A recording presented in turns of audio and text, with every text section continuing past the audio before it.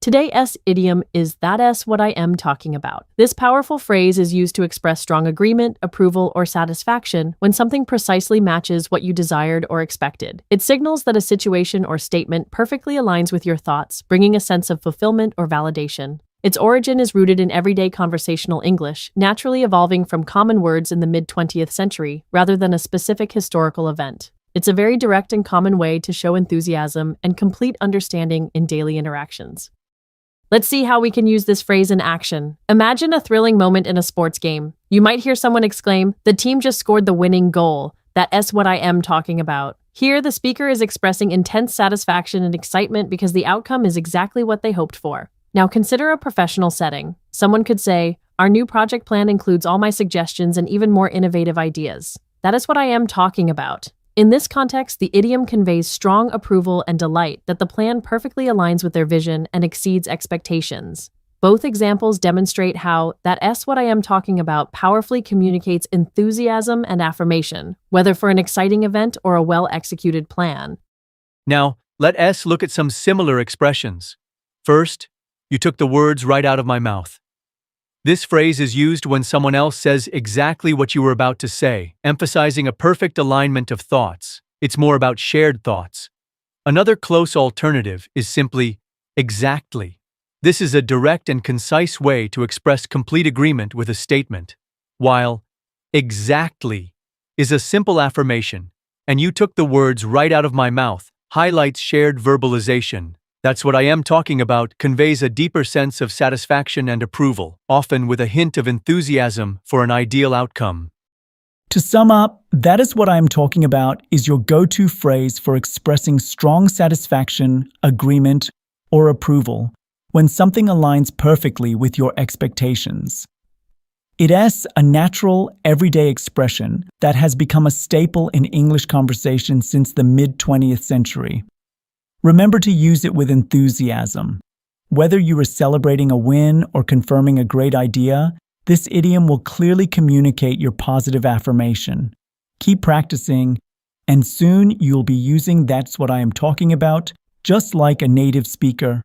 I'll see you next time with another great expression. Today's idiom is "the damage is done." This phrase perfectly captures a moment when a negative action or event has occurred and its consequences are now irreversible. It is used when we acknowledge that it is too late to prevent harm because the act is already complete. The expression is quite direct, emerging from general usage in the late 19th century. Let us see "the damage is done" in action with these examples. First, I wish I hadn't sent that email, but the damage is done now. Here, the sender regrets an action, but the email is sent, and its potential negative effects are already in motion. Second, the company tried to apologize, but the scandal had already broken, and the damage was done to their reputation. This illustrates a situation where an apology comes too late. The harm to their reputation has already occurred and is irreversible. Both examples highlight the finality of a negative outcome. While "the damage is done" emphasizes an irreversible negative impact, other idioms offer slightly different nuances. "What's done" is similar, focusing on accepting the unchangeable past without necessarily implying regret, just a statement of fact. "No use crying over spilled milk" suggests that regret or worry over a past unchangeable event is pointless. "The damage is done" distinctly points to the harmful consequences being complete and unalterable. In summary, "the damage is done" is a powerful idiom to express that a harmful action or event has already occurred, and its negative consequences are now irreversible. We can go back in time to fix it. This phrase helps us acknowledge the finality of certain situations, often paving the way for acceptance or a focus on moving forward from the unalterable past. It is a direct way to communicate that the point of prevention has passed. I'll see you next time with another great expression. Today's idiom is "I can sit still." It means being restless or unable to stay in one place, often due to excitement or nervousness. Originating from direct universal observation of physical behavior, it perfectly captures that fidgety feeling for anyone experiencing strong emotions. Our examples show this. Excited children couldn't sit still from anticipation for their trip. Nervousness during a job interview made someone fidget constantly. Both illustrate how strong emotions, positive or negative, make it impossible to remain motionless. Similar expressions, on pins and needles, and ants in one S pants. On pins and needles conveys anxious suspense. I can to sit still covers general excitement or nervousness. Ants in one S pants is informal, for extreme fidgetiness. Choose carefully for your specific nuance of restlessness. To recap, I can sit still describes restlessness from strong emotions. Next time you or someone is bouncing with anticipation or fidgeting with anxiety, use this idiom to articulate that unsettled feeling. Keep practicing. I'll see you next time with another great expression. Today's idiom is "it's better than nothing." This phrase means even a small or unsatisfactory amount is preferable to having nothing at all. It encourages appreciating what's available when ideal solutions are absent. Rooted in universal human logic, this expression has existed in various forms across cultures for centuries, reflecting common sense and the value of any gain. Let us see it's better than nothing in action. First, I only managed to save $10 this month, but hey, it's better than nothing. Here, $10 is a small gain, but still positive compared to saving nothing. Second, the free concert seats were at the very back, but it is better than nothing. At least we get to hear the music. The seats aren't ideal, but attending for free is a worthwhile compromise. Both examples show valuing available options, even if imperfect. Similar expressions include, half a loaf is better than no bread, emphasizing a partial amount is superior to none. Take what you can get suggests pragmatically accepting what's available when options are limited. Our idiom implies general appreciation, while take what you can get can convey a more resigned tone, highlighting necessity. To recap, it's better than nothing is a practical idiom. It means appreciating any positive outcome, however small, when the ideal isn't possible. This phrase, rooted in common human logic, is widely relatable. Use it to foster a resilient mindset, finding value in small gains, and making the most of what you have. Stay positive. I'll see you next time with another great expression. Today's idiom is "that's just the way it is." This powerful phrase means accepting a situation as unchangeable, or recognizing something as an inherent, undeniable truth, often with a hint of resignation. Unlike many idioms with colorful backstories, "that's just the way it is" developed more organically within general English usage from the 20th century onwards. It is a natural linguistic evolution to express acceptance of an unalterable reality, reflecting a very human need to acknowledge what cannot be changed, a common sentiment across cultures. It's a pragmatic admission when further debate is fruitless. Let's explore how "that's just the way it is" works in context with two examples. First, imagine a colleague complaining about a new company rule. "I know you're unhappy with the new policy, but it's been decided. That's just the way it is." Here, the speaker uses the idiom to convey that the decision is final and unchangeable, implying acceptance even if reluctant. For our second example, consider a sports scenario.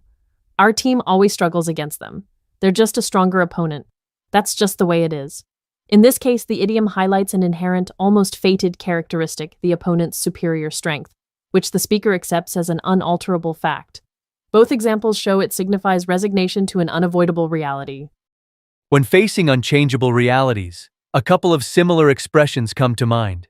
"It is what it is" shares a very close meaning with "that's just the way it is," often conveying a sense of passive acceptance or resignation to a situation, suggesting no point in dwelling on it. "That's how things are" is also similar, indicating that a situation is the normal or expected state of affairs, often without the same level of resignation.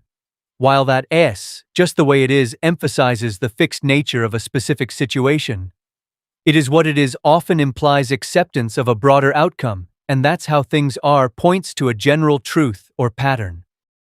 To wrap things up, "that's just the way it is" your go-to phrase for acknowledging and accepting an unchangeable situation or an inherent truth. It emerged naturally in English to voice a universal sentiment of resignation to what cannot be altered. Remember, it's not always about defeat. Sometimes it's a pragmatic way to move forward from a reality that simply is. So next time you encounter an unavoidable fact or an unalterable circumstance, you know exactly what to say to express that sense of resigned acceptance. Keep practicing and incorporating these phrases into your daily English. I'll see you next time with another great expression. Today's idiom is stay focused. This straightforward phrase means to keep your attention and concentration directed towards a specific task or goal, avoiding distractions. Its origin connects to the Latin word focus, meaning a hearth or fireplace. In the 17th century, the term was used in optics to describe the point where light rays converge. This idea then evolved metaphorically to represent the mind's ability to gather all its attention to a single point, helping us achieve our objectives effectively. Let's see how stay focused works in different situations. Our first example is, during the exam, it's crucial to stay focused and not let your mind wander. Here, the idiom emphasizes the importance of maintaining concentration during a critical academic task. It highlights the need to resist internal distractions, like your thoughts drifting away. Now consider our second example. Despite the noise, she managed to stay focused on her challenging programming task. In this scenario, stay focused refers to overcoming external distractions, like environmental noise, to complete a difficult professional assignment. Both examples demonstrate how stay focused is essential for productivity and success. Whether you're battling internal thoughts during a test or external sounds at work, it's about consciously directing your mental energy. While stay focused is broadly applicable, other idioms offer subtle nuances. Keep your eye on the prize emphasizes maintaining motivation towards a clear ultimate goal, especially when facing temptations. It's about not losing sight of the end reward. Keep your head in the game applies to immediate, dynamic situations, like sports or critical tasks. It means remaining mentally alert and fully engaged with the present activity. Use stay focused for general concentration, these for specific motivations or urgent contexts. To wrap up, stay focused is a powerful idiom encouraging us to direct our full attention and concentration to a task, avoiding distractions. Its roots in optics, where light rays converge, beautifully illustrate bringing mental energy to a single point. Remember, whether studying for an exam, working on a project, or accomplishing a daily task, consciously choosing to stay focused significantly improves effectiveness and success. So, next time your mind wanders, gently remind yourself to bring your attention back to the present moment and stay focused. I'll see you next time with another great expression. Today's idiom is he was quite high maintenance. This phrase describes someone who requires a lot of attention, effort, or resources to manage and keep content. Imagine a complex machine that needs constant repairs and adjustments. A high-maintenance person is similar, but in terms of their needs and desires. The term originated in the mid-20th century, initially referring to such machinery, before being applied figuratively to individuals who are demanding and difficult to satisfy. It's a vivid way to convey that someone requires significant investment, whether emotional, financial, or time-related. Let's look at how high maintenance is used in context. In our first example, my ex-boyfriend was quite high maintenance. He always needed expensive gifts and constant praise. We see it describing someone who demands a lot financially and emotionally. He required significant investment to keep him happy. Our second example, managing the new project manager is quite challenging because she's incredibly high maintenance. Scrutinizing every detail shows it can also refer to someone demanding in a professional setting, requiring meticulous attention to tasks, and a lot of effort to meet their standards. Both examples highlight the significant investment of effort, time, or resources needed to deal with such individuals, whether in personal relationships or at work. While high maintenance clearly conveys demandingness, let's explore some similar expressions. Demanding is a direct synonym, describing someone who makes many requests or insists on things. However, high maintenance often implies a passive demandingness, where their nature requires a lot, rather than them actively asking for it. Needy is another close term, but it specifically suggests an emotional reliance or a constant need for reassurance and attention. While a needy person can be high maintenance is broader, encompassing financial, emotional, or practical demands without necessarily implying insecurity. To sum up, he was quite high maintenance describes someone who requires significant effort, attention, or resources. Originating from the demanding care of complex machinery, it vividly portrays individuals who are challenging to satisfy. Remember, whether it's about constant emotional support, financial extravagance, or meticulous standards, this idiom perfectly captures the essence of someone who demands a lot from those around them. Next time you encounter someone who takes a lot of energy to keep content, you'll know exactly how to describe them. I'll see you next time with another great expression. Today's idiom is I went cold turkey. This means to suddenly and completely stop an addictive habit or behavior without any gradual reduction. It's an immediate, abrupt cessation. Originating in early 20th century American slang, it's linked to drug withdrawal, where pale, goose-pimpled skin was likened to a plucked, uncooked turkey. Here are examples. After years of smoking, my doctor told me I needed to quit, so I went cold turkey. The speaker stopped smoking completely, not gradually. Similarly, I used to drink coffee all day, but I went cold turkey last week. Both illustrate a sudden, complete break from a habit, showing immediate cessation without tapering off. You could also say quit entirely or kick the habit. Quit entirely is literal for complete cessation. Kick the habit means to stop, but lacks the suddenness emphasis of cold turkey. For highlighting an abrupt, no-tapering approach to quitting, cold turkey is the most specific and vivid choice. In summary, I went cold turkey means to completely and suddenly stop an addictive behavior or habit without any gradual reduction. It's an immediate, often challenging break. Remember its unique origin from withdrawal symptoms. Use it for decisive, abrupt cessation. Keep practicing and incorporating these vivid idioms. I'll see you next time with another great expression. Today's idiom is, don't keep me waiting. This phrase is a direct request to someone to act promptly or arrive on time, signaling impatience or urgency. Its origin lies simply in the ancient, universal human experience of waiting. It's not tied to a specific historical event, but reflects a timeless plea for promptness in interpersonal communication. Let's see how this is used. In our first example, I've been here for 20 minutes. Don't keep me waiting much longer. The speaker is physically waiting for someone. The second example, the boss needs that report by noon, so don't keep her waiting, shows it applies to tasks too. The core idea is avoiding delay, whether in person or action.